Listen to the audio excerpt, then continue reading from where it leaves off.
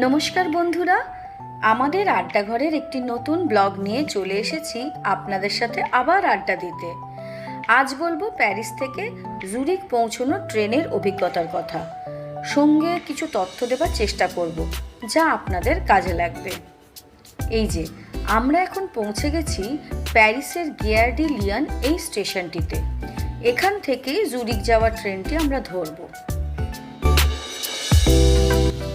আমরা গিয়েছিলাম টিজিভি লায়রা এই ট্রেনটিতে।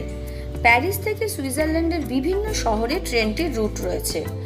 জেনিভা, ব্যাসেল, জুরিক, লোসান এই শহরগুলির মধ্যে ট্রেনটি চলাচল করে। বোর্ডে দেওয়া প্ল্যাটফর্ম নাম্বার দেখে আমরা চললাম নির্দিষ্ট প্ল্যাটফর্মের দিকে। আর এই যে দেখুন, সেখানে ট্রেনটি অলরেডি চলে এসেছে। আমরা এখন যাচ্ছি আমাদের নির্দিষ্ট বগির দিকে।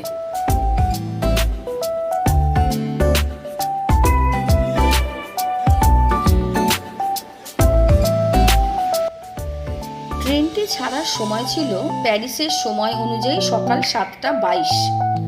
ঘড়িতে এখন ঠিক 7:22 বাজে। আর দেখুন, ট্রেনটি ঠিক নির্দিষ্ট সময়ে ছেড়ে দিল।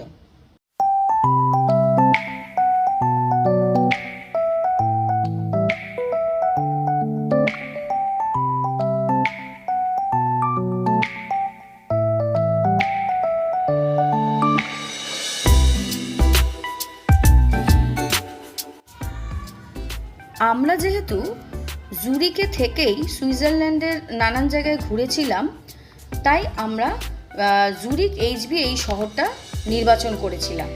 আপনারা আপনাদের আইটেনারির সাথে মিলিয়ে যে কোনো শহর নির্বাচন করতে পারেন।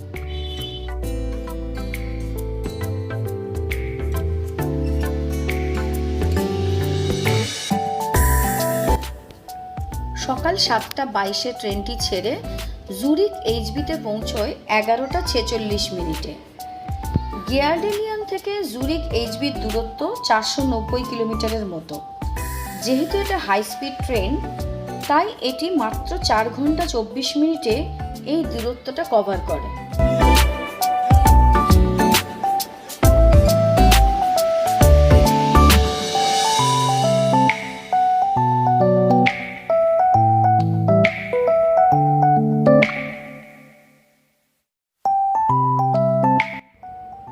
দেখতে দেখতে আমরা সুইজারল্যান্ডের বর্ডারের কাছাকাছি চলে এসেছি। আর এই আমরা ঢুকে পড়লাম সুইজারল্যান্ডে। হঠাৎ করে চারপাশটা কিরম বদলে গেল দেখুন।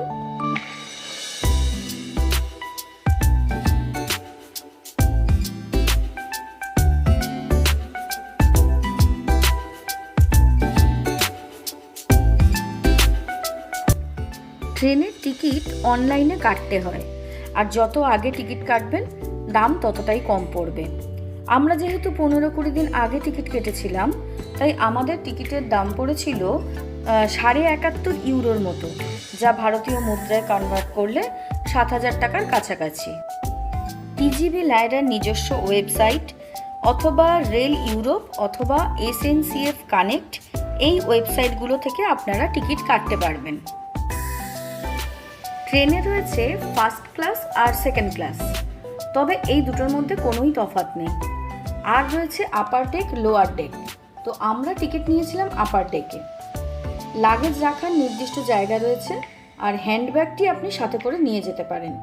ওজন নিয়ে কোনো কড়াকড়ি নেই, তবে লাগেজের ডাইমেনশন সর্বোচ্চ 130 সেন্টিমিটার থেকে 90 সেন্টিমিটারের মধ্যেই হতে হবে।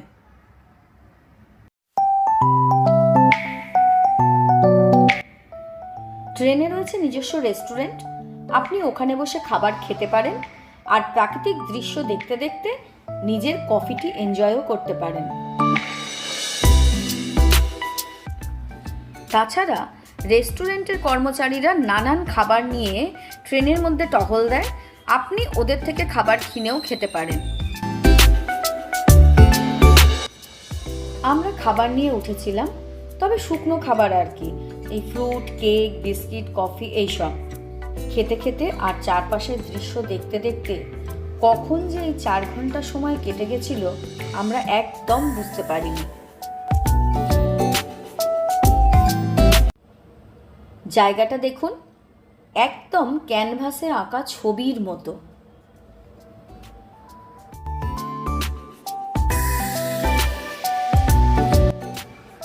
যারা আমার চ্যানেলটিকে এখনো সাবস্ক্রাইব করেননি তারা সাবস্ক্রাইব করে বেল আইকনটি প্রেস করে রাখবেন, তাহলে আমাদের সমস্ত ভিডিও নোটিফিকেশন সবার আগে আপনার কাছে পৌঁছে যাবে। আর যারা আমার চ্যানেলটিকে সাবস্ক্রাইব করেছেন তাদেরকে অসংখ্য ধন্যবাদ। ভিডিওটা ভালো লাগলে লাইক, শেয়ার, কমেন্ট করুন। আপনাদের কমেন্ট আমাকে ভীষণ উৎসাহ দেয় আর আমাকে ভালো কাজ করার দিকে বেশ কয়েক ধাপ এগিয়ে দেয়।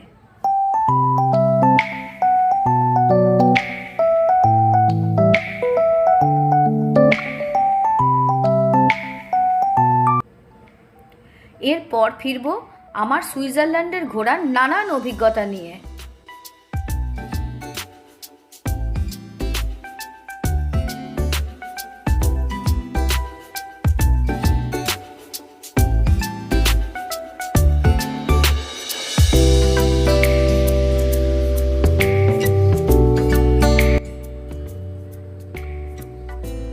ট্রেনটা এখন চলেছে নাম না জানা একটা ছোট্ট পাহাড়ি গ্রামের পাশ দিয়ে।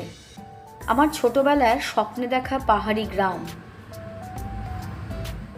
দেখতে দেখতে ভিডিওটা আজ এখানেই শেষ করছি। ফিরছি আরেকটি নতুন ব্লগ নিয়ে খুব তাড়াতাড়ি। ভালো থাকবেন, সুস্থ থাকবেন।